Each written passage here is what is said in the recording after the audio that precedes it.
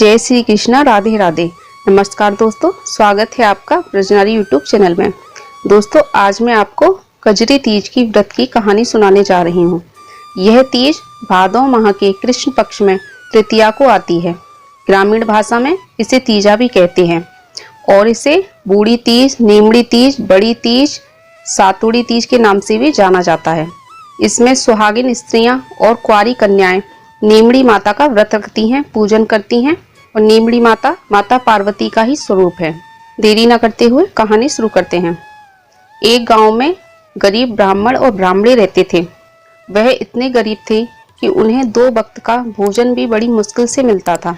एक दिन जब भाद्रपद महीने की कजरी तीज आई, तब उस ब्राह्मणी ने अपने पति से कहा कि आज कजरी तीज का व्रत है, आप कहीं से भी चने का सत्तू ले आइए। पति ने मना करते हुए कहा कि मेरे पास पैसे नहीं हैं, कहाँ से चने के सत्तू लाऊंगा। गरीब ब्राह्मणी बोली कि आप कहीं से भी लाओ, पर मेरे लिए सत्तू लेकर आओ। ब्राह्मण बेचारा बड़ा परेशान, वह रात में ही निकल पड़ा सत्तू लेने के लिए। रास्ते में एक दुकान पड़ी तो उसने देखा कि उस दुकान का मालिक है नहीं और दुकान का नौकर सो रहा है। तो वह दुकान के अंदर गया और वहां से 1.25 किलो चने की दाल, 1.25 किलो चीनी और 1.25 किलो घी लेकर सत्तू बना लिया। जैसे ही वह सत्तू लेकर चलने लगा, दुकान का नौकर उठ गया और उसने उसे देख लिया और चोर चोर चिल्लाने लगा और उसने ब्राह्मण को पकड़ लिया। दुकान का मालिक आया तो वह कहने लगा कि मैं चोर नहीं हूँ, मेरी पत्नी का तीज का व्रत है, इसलिए मैं सत्तू लेकर जा रहा हूँ। साहूकार ने उसकी तलाशी ली तो देखा उसके पास सत्तू के सिवा और कुछ नहीं निकला। इधर ब्राह्मण कहने लगा कि चांद निकल आया है, मेरी पत्नी मेरा इंतजार कर रही होगी। साहूकार ने उसकी गरीबी और ईमानदारी से प्रसन्न होकर उसकी पत्नी को अपनी धर्म की बहन बना लिया। पूजा का सामान, सत्तू और बहुत सा धन देकर ब्राह्मण को विदा किया।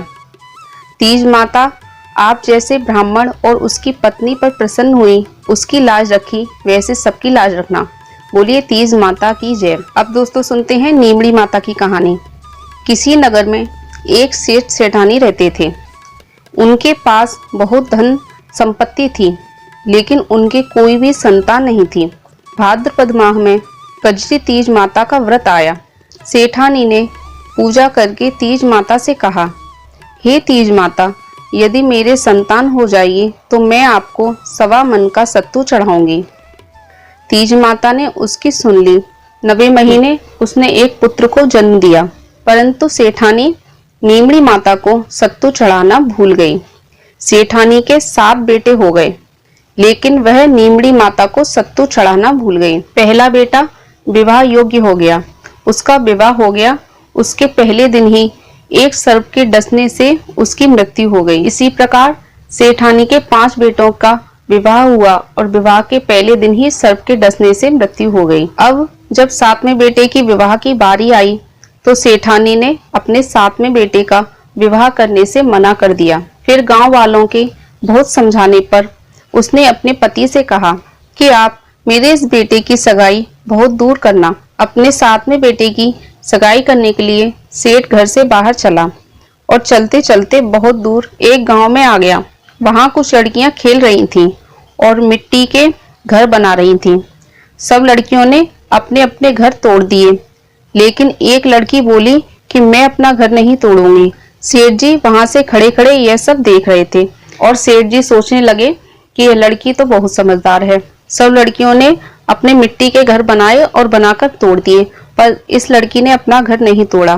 तभी लड़की खेलकर घर जाने लगी। सेठ जी भी उसके पीछे पीछे उसके साथ उसके घर चले गए। लड़की के माता पिता से मिलकर अपने लड़के की सगाई कर दी और विवाह का शुभ मुहूर्त भी निकाल लिया। घर आकर विवाह की तैयारी करने लगा। सेठ अपने परिवार के साथ विवाह करने गया और 7वें बेटे का भी विवाह हो गया। बारात विदा हुई। लंबा सफर होने के कारण माँ ने लड़की से कहा कि रास्ते में तीज माता का व्रत आएगा, यह सत्तू मैं दे रही हूँ। रास्ते में नीमड़ी माता की विधि पूर्वक पूजन कर लेना और दान करके अपने ससुर जी को दे देना। धूमधाम से बारात चली। रास्ते में तीज माता का व्रत आया। ससुर ने बहू से खाने को कहा तो बहू बोली कि आज मेरा कजरी तीज का व्रत है। शाम को बहू ने गाड़ी रुकवाई और कहा, मुझे तीज माता की पूजा करनी है। तब ससुर जी ने नीम का पेड़ देखकर गाड़ी रुकवा दी और कहा, बहू पूजन कर लो। बहू बोली, नीम की डाली ला दो। ससुर ने कहा, सभी बहुओं ने तो नीम के पेड़ की पूजा की थी।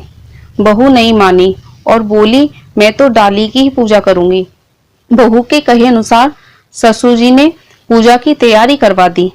बहू नीमड़ी माता का पूजन करने लगी तो नीमड़ी माता पीछे हट गई। बहू ने हाथ जोड़कर विनती की कि हे नीमड़ी माता, आप मुझसे पीछे क्यों हटी? मुझसे कोई गलती हुई है क्या? बहू की विनती सुन तीज माता ने कहा, तेरी सास ने कहा था जब मेरे बेटा हो जाएगा तब मैं 1.25 मन का सत्तू चढ़ाऊंगी, पर आज 7 पुत्र हो गए, उसके बाद भी सत्तू नहीं चढ़ाया। बहू बोली, हमारी भूल माफ कर दो, मैं आपको सत्तू चढ़ाऊंगी। मेरे 6 जेठों को मेरे ससुर जी को वापस लौटा दो।